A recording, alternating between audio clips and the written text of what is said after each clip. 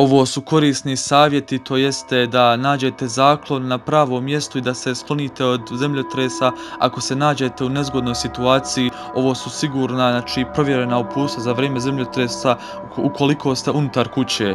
Znači, nađite zaklon na sigurnim mjestima u kući kao što su dovratnici, noseći zidovi, mjesto ispod stola, čvrstog namještaja i ostanite tamo dok potraje potres ili pokrijte svoje lice i glavu rukama i sklonite se u ugao unutrašnjih zidova prostorije. Onda udaljite se od stakala, prozora, vanjskih zidova i vrata i bilo čega što može da padne poput lustera ili polica. Ukoliko ste u krevetu, spustite se pored kreveta i zaštitite glavu. Ostanite u kući dok zemljotres ne prestane i dok ne bude sigurno za vas da izađete. Istraživanja su pokazala da najviše povreda nastaje kada ljudi pokušavaju da izađu iz zgrade za vrijeme potresa. Iz prizemne zgrade ili sa prvog sprata možete izaći na otvoren prostor, ali vodite računa da budete na sigurnoj udaljenosti od zgrada. Sve dok zemljotres traje izbjegavajte stepeništa, znači ne koristite lift, ne ulazite na terasu ili balkon, ne držite police iznad kreveta, ukoliko ste u blizini visoke zgrade ili unutar nje, sklonite se od stakla i vanjskih zidova. Ukoliko ste u javnom objektu, škola, preduzeće, tržni centar, centar za rekreaciju ili prodavnici, ostanite mirni, izbjegavajte paniku. Držite se dalje od mase ljudi koja se u panici kreće ka izlazima, budite svjesni da možete doći do nestanka struje i da se alarmi, požarni i drugi mogu uključiti. Odmah isključite sve izvore električne energije, plina i vode. Ukoliko ste koristili bilo koji izvor toplote, isključite ga kada se zemljotres smiri.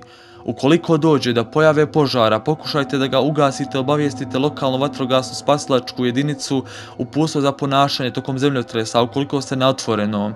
Sklonite se od ulične rasvjete, električnih kablova i zgrada. Najveća opasnost je u blizini građevina, na izlazima i uz vanjske zidove.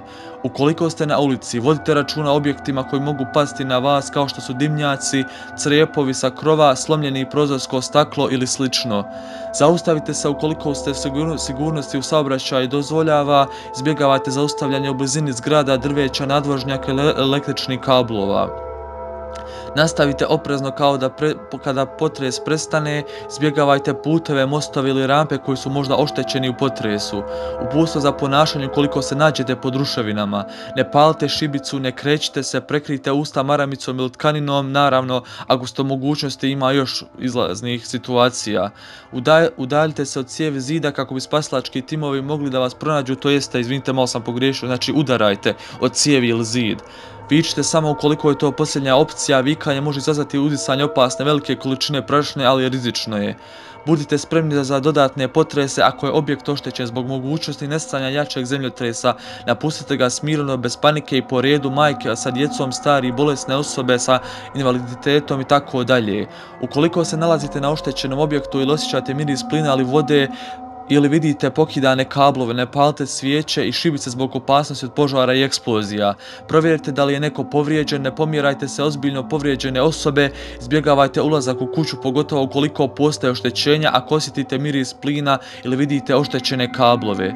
Ja se nadam ljudi da ste me shvatili šta ovo želim da vam prenesem, ovo su prenijele novine, samo da vam kažem ja čitam iz novina, neću da ih reklamiram, nema potrebe za tim, ovaj video neću unovčavati i čak mi YouTube ne dozvoljava da ovako nešto unovčavam, to su nova pravila naravno, ljudi, znači nisam toliko lud da to radim, eto samo da me shvatite, ja se nadam da sam vam pomogao, pa nadam se da će sve biti u redu, da se barem neće ovo desiti, znači u slučaju ovo ako se desi, desit će se, ali ipak će se možda desiti, nisam siguran, ali eto, ovo su samo neki savjeti, to jeste pravila šta treba da se radi.